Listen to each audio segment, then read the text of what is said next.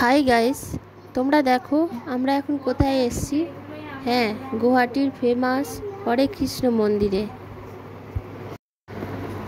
আমরা হরে কৃষ্ণ মন্দিরের ভেতরে আস্তে আস্তে ঢুকলাম। এবার হরে কৃষ্ণ মন্দিরে ঢুকে প্রথমেই চারদিকটা একটু ভালো করে দেখে নিলাম। দেখো, আমার মেয়ে ছোট্ট পুচকি আগে এসেই বসে পড়েছে হরে কৃষ্ণ মন্দিরে। তারপরে বাবার হাত ধরে আস্তে আস্তে মন্দিরের ভেতরে ঠাকুরের পাশে যাচ্ছে প্রণাম করতে, ঠাকুর দর্শন করতে। দেখো কি অপূর্ব দৃশ্য, মনটা একদম ভরে গেল।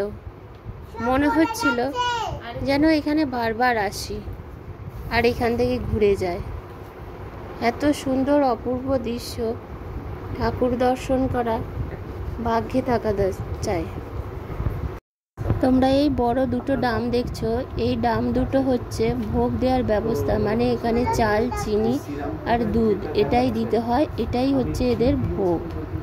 এটাকে চড়ালে ওরা একটু পায়েস করে একটা বাটিতে করে ওরা দেয়। নেক্সট পার্টটি দেখার জন্য আপনারা চ্যানেলটিকে সাবস্ক্রাইব করুন।